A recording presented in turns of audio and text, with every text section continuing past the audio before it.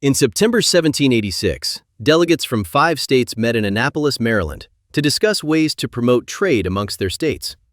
At the time, most states placed high taxes on goods imported from other states in an attempt to protect their own economies. But the delegates believed a national trade law would help the economy grow. The national government, under the Articles of Confederation, had been granted no power to regulate trade amongst the states. So the Annapolis delegates, led by Alexander Hamilton of New York, called for states to send representatives to Philadelphia the following May to discuss amending the Articles. At the time, only a small segment of Americans wanted a stronger national government, able to make laws affecting every state. Most Americans doubted the idea that the national government needed strengthening and were happy with their states making most laws. However, news of Shays' rebellion quickly changed many people's minds, and believing that rebellion might spread, 12 states sent delegates to the meeting in Philadelphia in the summer of 1787.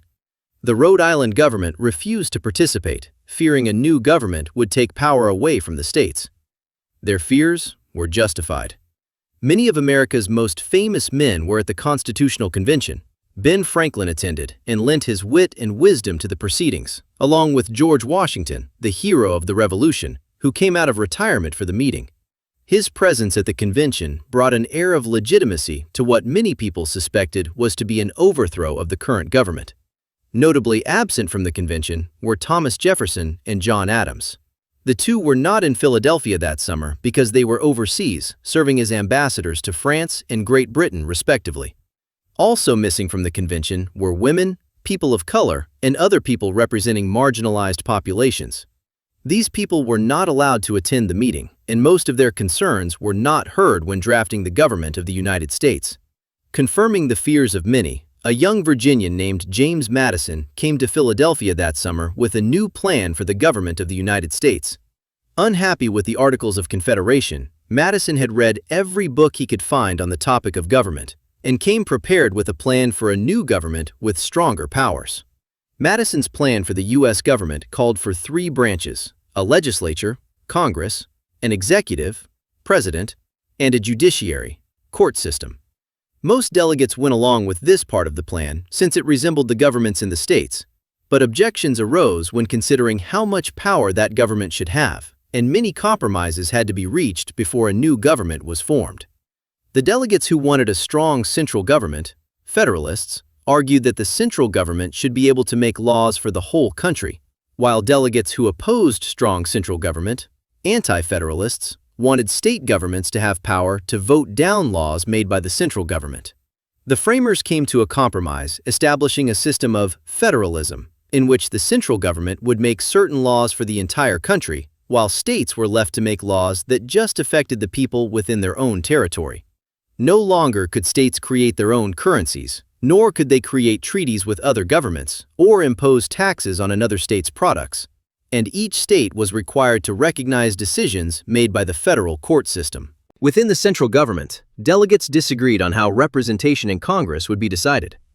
Madison called for representation in Congress to be decided by a state's population, with large states having more votes than small states. However, delegates from the small states, William Patterson of New Jersey for instance, wanted a Congress where each state would have equal votes. This debate threatened to go on endlessly until Roger Sherman of Connecticut came forward with a plan for a 2-chamber legislature, with one chamber having representation based on states' populations, the House of Representatives, and one chamber where states have equal representation, the Senate. Laws could only be made with approval from both chambers. This became known as the Great Compromise, but there were still other important issues to decide. The most stunning and disturbing compromises at the Constitutional Convention were over the issue of slavery. The Constitution never mentions the word slavery, but it does have plenty to say about it.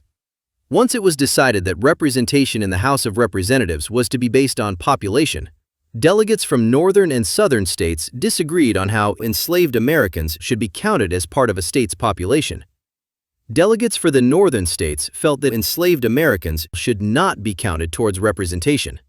On the other hand, southern states wanted enslaved Americans to be counted in terms of representation so they would have more power in Congress.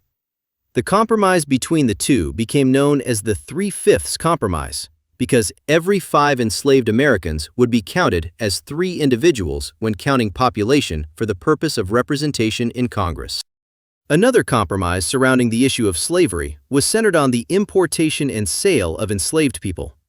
Northern states called for the end of the importation of enslaved people, while Southern states did not want the government interfering in the slave trade. In the end, the North agreed to wait until 1808 before Congress would be able to ban the slave trade in the U.S. The issue of slavery even affected a compromise dealing with the election of the president.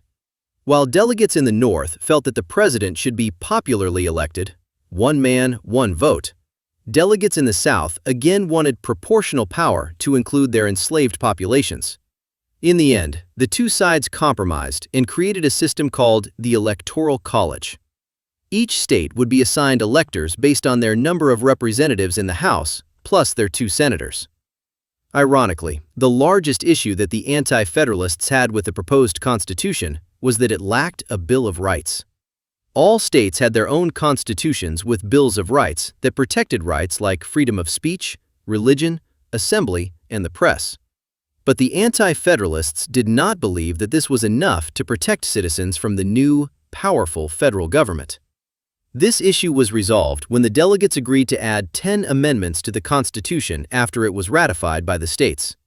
These first 10 amendments became known as the Bill of Rights. Despite these many disagreements, the delegates finally agreed on a new Constitution for the United States and signed the document on September 17, 1787. However, some delegates, including Benjamin Franklin, wondered if the new government would be any better than the first. Would the country be able to stay together as one union? Would the United States live up to its ideals of life, liberty, and the pursuit of happiness for all?